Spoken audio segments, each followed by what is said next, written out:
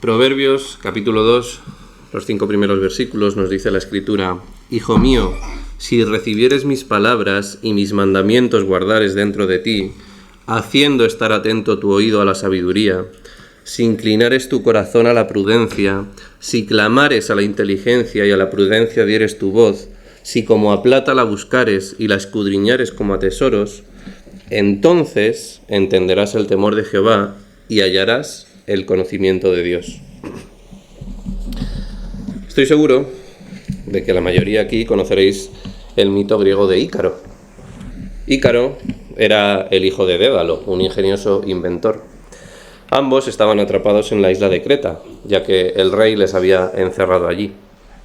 Dédalo, siendo muy hábil, construyó unas alas hechas de plumas unidas con cera para que ambos escaparan de allí volando.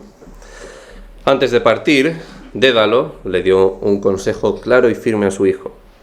Le dijo: Hijo mío, escucha bien. No vueles demasiado bajo, porque las olas del mar mojarán tus alas y te hundirás.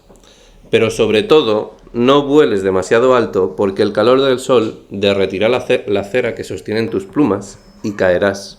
Mantente a altura media y estarás a salvo. Ícaro asintió. Pero una vez en el aire, emocionado por la sensación de libertad, olvidó el consejo de su padre. Se sintió poderoso y comenzó a ascender cada vez más, ignorando todas las advertencias. Conforme se acercaba el sol, el calor empezó a derretir la cera de sus alas. Cuando Ícaro quiso reaccionar, ya era demasiado tarde. Las plumas se soltaron y, sin nada que lo sostuviera, cayó al mar, donde perdió la vida. Esta historia ficticia muestra en síntesis lo que le ocurre al cristiano que desprecia el consejo que Dios nos enseña a través de su palabra y que nos transmite a través de nuestros padres y maestros. Y sobre este consejo nos está hablando Salomón en este segundo capítulo. Hemos concluido nuestro primer estudio sobre el primer capítulo de Proverbios, donde ahí Salomón nos ha dejado una clara definición acerca de lo que es la sabiduría. Y ahora en el segundo capítulo sigue su curso. Todo el libro de Proverbios ya sabemos que es acerca de la sabiduría, y Salomón continúa con ello. Veíamos la definición de la sabiduría, que es la aplicación justa del conocimiento verdadero, y veíamos que solo podíamos llegar a ella a través del temor a Dios. Esta semana, hoy nos enfocamos en el ruego de un padre, es lo que vemos en este segundo capítulo de Proverbios.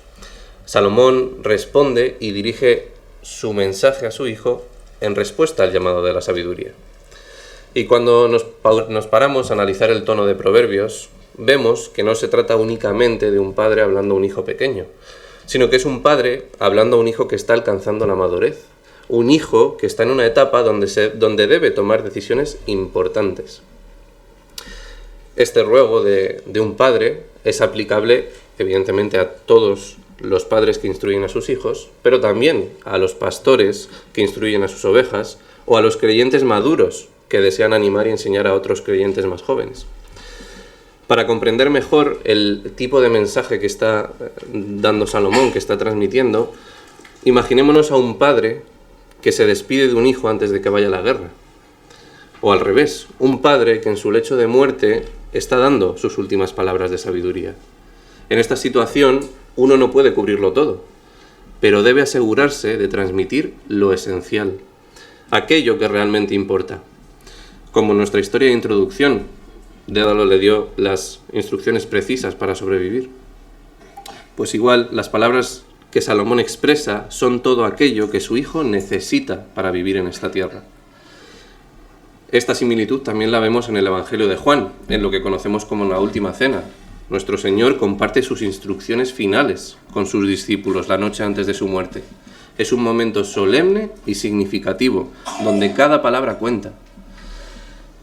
Proverbios, por tanto, es como un testamento de Salomón, consciente de que no estará siempre para guiar a sus hijos. Por esta razón, deja instrucciones esenciales para ellos, las cuales han sido preservadas también para nuestro beneficio.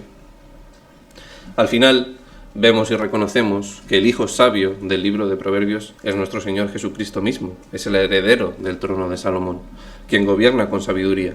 Y así como Salomón dejó instrucciones para que su hijo gobernara sabiamente, estas enseñanzas apuntan hacia Cristo como el modelo perfecto de sabiduría. Si nos fijamos con atención en el texto que hemos leído, nos daremos cuenta de que nos muestra un patrón. Dice: si recibieres mis palabras, es decir, si escuchas para comprender, y si guardas mis mandamientos dentro de ti, es decir, si las guardas en el corazón para aplicarlas, oído y corazón, continúa diciendo, haciendo estar atento tu oído a la sabiduría, nuevamente el oído, y si inclinares tu corazón nuevamente a la prudencia. La preocupación principal del autor es que su hijo escuche y atesore lo aprendido. ¿Y por qué? Pues porque justamente al final del capítulo anterior leíamos que nos decía: por cuanto llamé y no quisisteis oír, me burlaré cuando os viniere lo que teméis. Pero también leíamos que nuestro Señor decía: mas el que me oyere habitará confiadamente y vivirá tranquilo, sin temor al mal. Es decir, tienes que escuchar para comprender, amar esos mandamientos y aplicar esa enseñanza en tu conducta. Vemos este patrón claramente establecido en todo el libro de Proverbios. Proverbios 4:20, hijo mío, está atento a mis palabras, inclina tu oído a mis razones. Voy a mencionar varios textos. Proverbios 5:1, hijo mío, presta atención a mi sabiduría, inclina tu oído a mi entendimiento. Proverbios 5:7, ahora pues, hijos, escuchadme y no os apartéis de las palabras de mi boca. Proverbios 7:24, ahora pues, hijos, escuchadme y estad atentos a las palabras de mi boca. Proverbios 19:20, escucha el consejo y acepta la corrección para que seas sabio el resto de tus días. Es un patrón claro. Escucha la palabra y presta atención a su instrucción, atesórala con amor, valorando profundamente su sabiduría, y entonces encontrarás en ella la guía y las fuerzas que solamente tu Dios creador podrá darte. Este es el patrón. Pero no solamente lo encontramos en Proverbios, sino que esta es la base de la Escritura. Romanos 10:17, la fe es por el oír y el oír por la palabra de Dios. Así que esta enseñanza para escuchar y obedecer es esencial para todo el creyente, sea maestro o alumno, padre o hijo. El asunto es que aunque esta enseñanza sea esencial para nosotros, no es algo que nos salga de forma natural. No es natural recibir las palabras de Dios. No es natural guardar sus mandamientos. Requiere de algo más. Requiere negarse a sí mismo. En nuestros días esto parece imposible, ya que todo está hecho para la satisfacción del yo. La publicidad es única y exclusiva para ti. Las ofertas que te llegan son solo para ti y centradas en tus gustos. Además, es tendencia el amor propio por encima de todo, porque según los expertos de hoy en día, si no te quieres a ti mismo, nunca vas a poder querer a quien tengas al lado. Y nos hemos acostumbrado tanto a todo esto, a todas estas comodidades, a que todo esté centrado en nosotros, que se nos hace un mundo hoy en día, sacrificarnos para conseguir un objetivo, sacrificarnos para defender la fe o simplemente sacrificarnos por otros. Puede que las comodidades sean una bendición en cierto aspecto, pero lo cierto es que también son un problema grave a la hora de acercarnos a Dios. Esto lo podemos ver cuando evangelizamos a alguien. Hoy en día todo el mundo tiene de todo: casa, comida, móviles, diversión. Cuando te acercas para decirle a una persona que Dios es el sustentador, que nada faltará a los que le temen, ¿qué impacto tenemos? Ninguno, porque tienen de todo. Cuando tratamos de explicar su gloria y la maravilla que será en los cielos el no tener tribulación, nos miran como si nada, porque ellos ya son felices aquí. Entonces, ¿para qué se van a preocupar por lo que vendrá dentro de no sé cuántos años si ahora mismo están en la plenitud de la vida? El asunto es que esto no solamente ha dificultado la evangelización, sino también nuestra fe. Estoy seguro de que ahora mismo, si nos preguntan hoy, todos o casi todos podemos decir con total confianza, ya no vivo yo, mas Cristo vive en mí, o todo lo puedo en Cristo que me fortalece. Pero, ¿y si lo perdiéramos todo como le sucedió a Job? Imagínate por un momento sin tu cosa más preciada, sin tu móvil, o sin tu hogar, o sin tu familia, o sin tu salud. Imagínate sin todo eso que decimos que es mío porque nos lo hemos ganado, pero que en realidad solo es nuestro por la misericordia de Dios. ¿Seríamos capaces de elevar la vista al cielo y decir como Job, aunque él me matare, en él confiaré? Para estar seguros de ello, y porque esto no es tarea fácil, hoy vamos a ver la importancia de morir al yo. ¿Por qué debemos morir al yo y vivir para Cristo? ¿Y cuáles son las recompensas que esto trae? Ya que esta es la única forma de entender la sabiduría y aplicarla. Es la única forma de que escuchemos el consejo de nuestras Escrituras. Por lo tanto, vamos a ver dos puntos. En primer lugar, el primer punto se llama cumpliendo mi voluntad y en el segundo punto se llama cumpliendo su voluntad.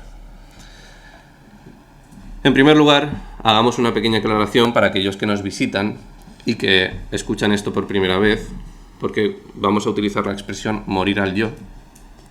Y cuando usamos esta expresión no nos referimos a que tengamos que sacar un cuchillo y clavárnoslo en el pecho, porque como somos carne, somos malísimos y tenemos que morir.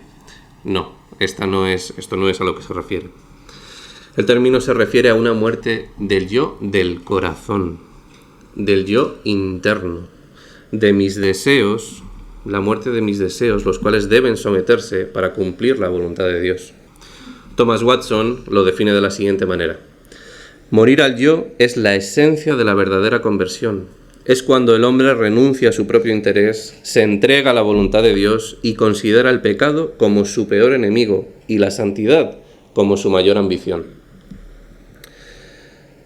Cuando abordamos este tema de morir a uno mismo y seguir a Cristo, casi siempre viene a nuestra mente ejemplos como el de el joven rico que perdió el cielo por amar las riquezas, o el ejemplo de personas que son muy altaneras y soberbias, que creen que tienen razón, pero que se ve claramente que se darán de bruces con sus palabras.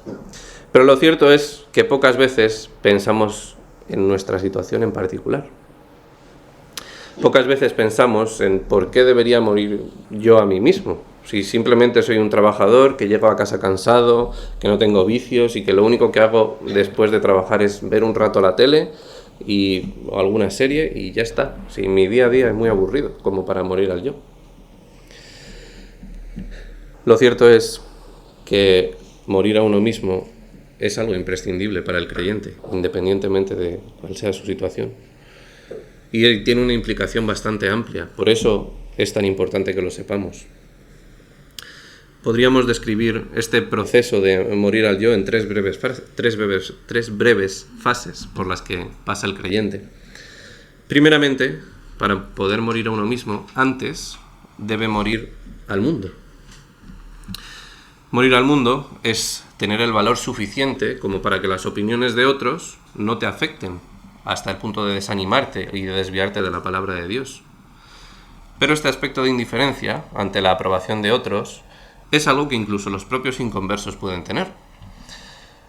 Hay muchos grandes artistas que muestran desdén por la opinión del mundo. ¿Que el mundo no les gustan sus obras? Peor para ellos. La gente se lo pierde. Por lo tanto, vemos que esto es algo necesario, pero que no es exclusivo de los cristianos.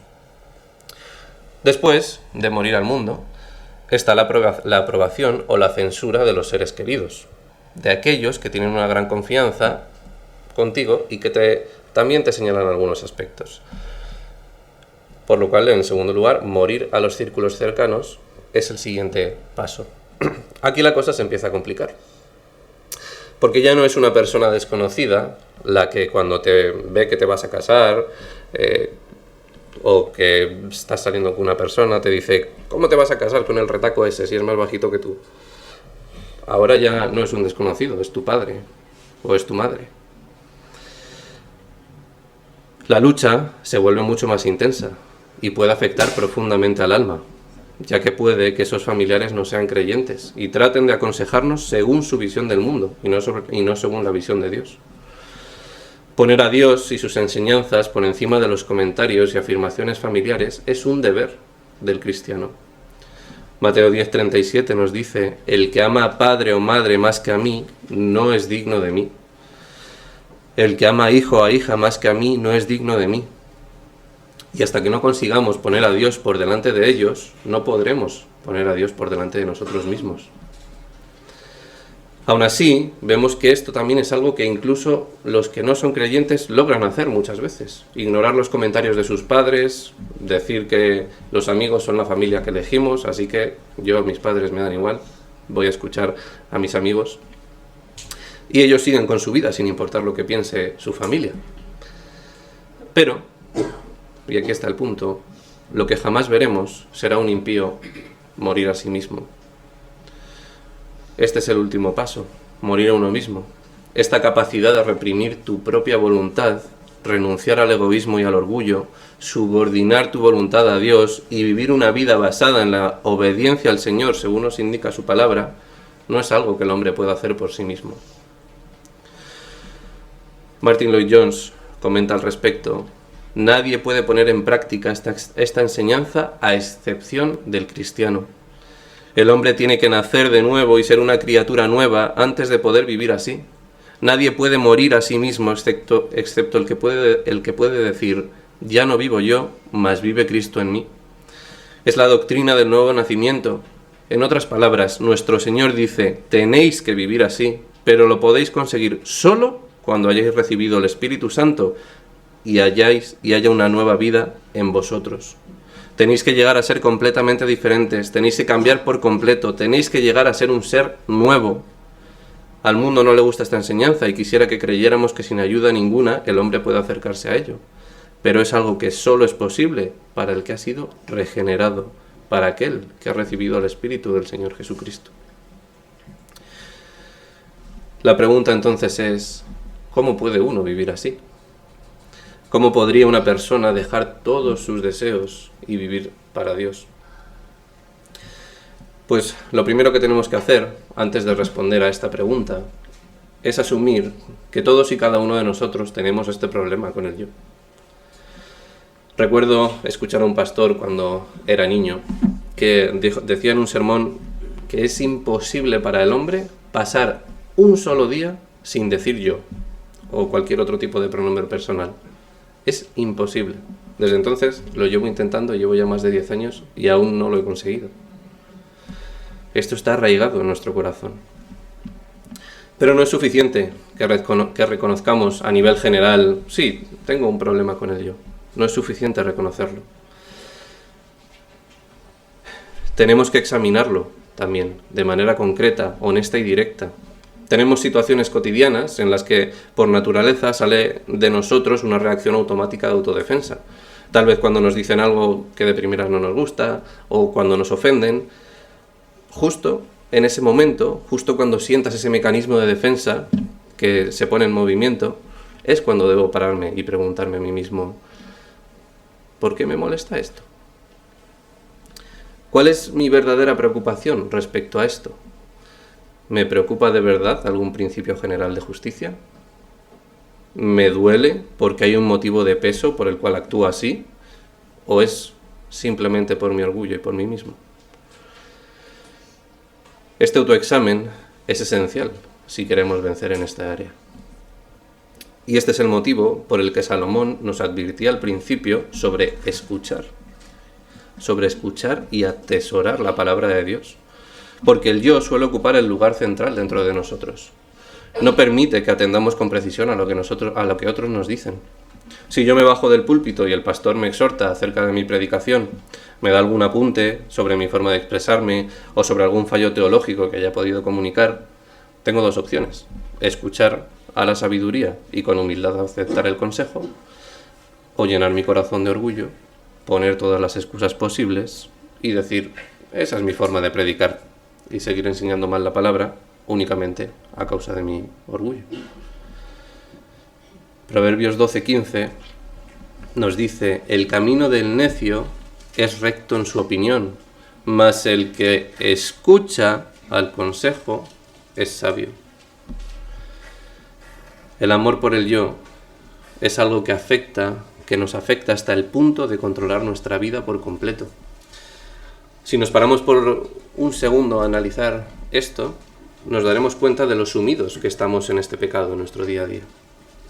Si analizamos nuestras acciones ante los demás, nuestro aspecto, nuestra forma de vestir, y nos preguntamos, ¿por qué hago esto? ¿Por qué me he visto así? ¿Por qué trato de esta forma a Pepito o de esta forma a fulanito? ¿Es por la gloria de Dios? ¿Es por interés? ¿Es por mi propia gloria? ¿O porque es como quiero que me vean? Una de las formas más sencillas de analizar esto es observar los temas de conversación que tienes. Cuando hablas con un hermano o con un amigo, ¿hablas de ti mismo más que de cualquier otra cosa? Es normal que en una conversación con hermanos no siempre estemos hablando de Dios, ya que se suelen tocar varios temas. La pregunta es, ¿le mencionas en algún momento? ¿O solamente sabes hablar de lo que hiciste durante la semana, de lo mal que te va en el trabajo o de lo rica que te salió la comida el fin de semana pasado? Esto es un problema que incluso afecta a la predicación del Evangelio. Puede afectar a la predicación del Evangelio por el deseo de parecer más sabio que los demás, porque esa sea tu motivación para llegar aquí. Puede afectar al Evangelio por el deseo de querer estar en una posición superior al resto, de tal forma que muchas veces se usan palabras adornadas para que suenen muy bien, pero que no aportan nada, en lugar de centrar el mensaje en lo que Dios hace en nuestro contexto y cómo se mueve en la historia para cumplir sus propósitos y para que podamos descansar en Él. En lugar de centrar el mensaje ahí, se centra todo en la elocuencia y en las palabras bonitas para encandilar al público. Pero ese no es el objetivo. Y insisto tanto en este asunto, esta predicación está completamente centrada en este asunto, porque es crucial que entendamos esto. Es crucial que entendamos el daño que causa a nuestras almas el amor descontrolado por el yo. Porque si no lo entendemos, si no nos queda claro, jamás lo vamos a cambiar. Es imposible que cambiemos algo que no entendemos. Es tal el daño que causa que si nos paramos nuevamente a analizar los problemas, los fracasos o los momentos de tristeza que suceden en nuestra vida, veremos que también en su mayoría están causados por esto, por el yo. Hagamos un ejercicio sencillo de memoria durante la semana pasada. Seguro que hemos tenido situaciones de tensión, de mal carácter, algunas palabras que no debimos decir y de las que probablemente nos avergoncemos. Si las examinamos una por una, nos sorprenderemos al descubrir que casi todas ellas tienen relación con el yo. Puede que durante este ejercicio digas, ya bueno, pero la discusión que tuve con fulanito, la culpa no era mía, fue él quien me hirió. Pues Lloyd Jones nuevamente responde a los que así piensan y dice, muy bien, examínate a ti mismo y examina a la otra persona y verás cómo la otra persona actuó como lo hizo, probablemente debido al yo. Y que tú te sientes como te sientes por lo mismo. Si tuvieras una actitud adecuada respecto a la otra persona, como el Señor nos enseña, tendrías compasión de ella y orarías por ella. De modo que en último término la culpa es tuya. Esto es lo más complicado de poner en práctica. Ante una ofensa directa hacia nuestra persona, parar, pensar y preocuparnos por el alma de aquel que nos ha ofendido. Pero Cristo nos dejó el ejemplo de esto. Nos dejó el ejemplo de que esto no es una simple frase, sino que es algo que debemos hacer. Mientras nuestro Señor estaba siendo crucificado, después de haber sido golpeado, escupido y burlado, en lugar de devolver la ofensa o responder con ira, Él oró por los que lo estaban despreciando y maltratando, y dijo, Padre, perdónalos, porque no saben lo que hacen. Quiero matizar que esto no implica que siempre que nos ofendan y nos ultrajen sin motivo, tengamos que coger las manos del ofensor y ponernos a orar con él. No, Esto no es así. Cristo también nos da ejemplo de defendernos ante las situaciones injustas o ante acusaciones sin fundamento o contra su palabra. El asunto es que siempre debemos procurar el bien del alma del otro y no podemos permitir que el yo cause en nosotros una actitud de autojustificación por haber sido ofendidos por otros. Muchas veces, cuando nos ofenden, parece que actuamos como si automáticamente, junto con la ofensa, nos entregaran un ticket de pecado permitido. Como él me ha insultado, yo le puedo insultar sin que me cuente para el purgatorio. Pues por muy arraigado que esto esté en nuestra mente y en la sociedad del hombre, nosotros como cristianos no podemos actuar así. Si nos ofenden, no podemos devolver la ofensa. Como decía entonces, el yo es uno de los motivos que mayor tristeza causan al hombre, y especialmente también al creyente. Esto es así porque el yo siempre significa desafiar a Dios. Siempre significa ponerse a uno mismo en el pedestal en vez de a Dios. Y por ello siempre es algo que me separa de Él. Todos los momentos de infelicidad en la vida se deben, en último término, a esta separación con Dios. Una persona que está en verdadera comunión con nuestro Creador y con el Señor Jesucristo es feliz. No importa que esté en una cárcel, como vemos en el ejemplo de Pablo. No importa que lo haya perdido todo, como vemos con Job. O incluso que esté siendo apedreado hasta la muerte, como Esteban. Es feliz si está en comunión con Dios. De modo que la última causa de todas nuestras aflicciones o nuestra falta de gozo es la separación de Dios. Y la única causa de la separación de Dios, la mayor causa de la separación de Dios, es el yo. El hombre, según la Biblia, fue hecho para vivir por completo para la gloria de Dios. Fue hecho para amar al Señor con todo el corazón, con todo el alma, con toda la mente y con todas sus fuerzas. Todo el ser del hombre fue hecho para glorificar a Dios. Por consiguiente, todo deseo de glorificarse a sí mismo o de proteger los intereses propios es por necesidad pecaminoso. Porque me miro a mí mismo en lugar de mirar a Dios y buscar su honor y gloria. Lewis decía que así como un coche funciona con gasolina, el hombre solo funciona con Cristo. Y el Salmo 16:11 nos dice: me mostrarás la senda de la vida, en tu presencia hay plenitud de gozo, delicias a tu diestra para siempre. Esta es la realidad, este salmo tenemos que hacerlo nuestro. Pero para poder hacer nuestro este salmo, necesitamos dejar a un lado nuestra voluntad y cumplir la de nuestro Señor. Eso es lo que nos lleva a nuestro segundo punto: cumpliendo su voluntad. Salomón nos decía en nuestro texto que si escuchábamos y atesorábamos las enseñanzas, si dejábamos de hablar de nosotros y sencillamente nos dedicábamos a prestar atención, entonces encontraríamos el tesoro en las Escrituras, el tesoro de las Escrituras, y con ese tesoro encontraríamos el gozo. Bien, pues ese tesoro del que habla Salomón no es otro que nuestro Señor Jesucristo. Y hoy, nuevamente, es nuestro ejemplo. En nuestro Señor Jesucristo tenemos el mayor ejemplo de lo que significa no vivir para uno mismo.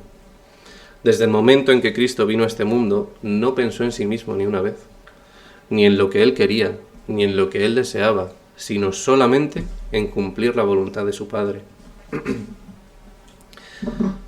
Lo leíamos en el texto adicional, en Filipenses 2:5, si lo queréis buscar.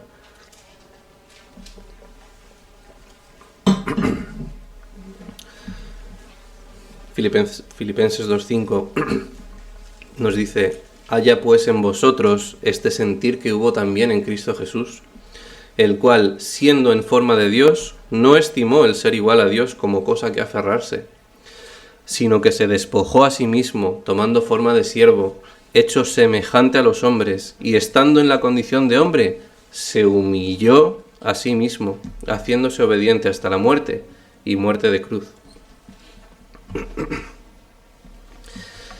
Era eternamente el Hijo de Dios, y era igual a Dios desde la eternidad, pero no pensó en esto. No se aferró a ello y al derecho que tenía de manifestar siempre esa gloria, sino que se humilló y se negó a sí mismo. Y hoy nosotros no estaríamos aquí anunciando este mensaje con tanta seguridad y con tanto gozo de no haber sido porque el Hijo de Dios dejó a un lado el yo. Pero no solamente se negó a sí mismo al dejar su gloria en los cielos, sino que durante su vida aquí en la tierra vivió constantemente de una forma desinteresada. No se quedaba con el mérito de aquello que decía o que hacía, sino que señalaba al Padre como artífice de todo. Con eso ya nos era un ejemplo más que suficiente de humildad para nosotros. Pero es que fue más allá. Con todo ese poder y con toda esa gloria, se humilló para hasta lavar los pies de sus discípulos. Dejó todo y se postró como un siervo. El Dios eterno limpiando los pies de pecadores. Y luego a nosotros nos dicen de venir a ayudar a la iglesia y pensamos, sí hombre, con lo de cosas que tengo yo que hacer voy a ir a mancharme las manos.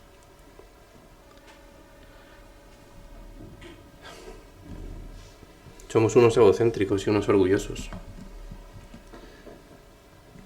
¿Cuándo fue la última vez que te sacrificaste por tu iglesia? ¿Qué estás haciendo por ella hoy que te esté costando algo? Que te esté conllevando negarte a ti mismo. El ejemplo de Cristo es perfecto y nos causa una admiración instantánea. Pero si solamente nos limitamos a verlo, de poco sirve. Por si no ha quedado claro, esta es una tarea ardua. Es una tarea ardua, cansada y constante. Mortificar el yo requiere una atención plena, porque en cuanto te despistas, aquellas partes que parecían estar dominadas se vuelven a desatar y toca volver a combatirlas nuevamente. Debemos estar muy atentos y aplicar la sabiduría, porque muchas veces, aun haciendo, diciendo cosas que parecen ir sin mala intención, si no tenemos dominio propio ni control, si nos dejamos llevar, podemos crear un problema. Por ejemplo, con tan solo decirle a otro hermano de la iglesia, pues a mí no me gusta cómo predica Yusniel, porque me parece que habla muy rápido y que mueve mucho las manos.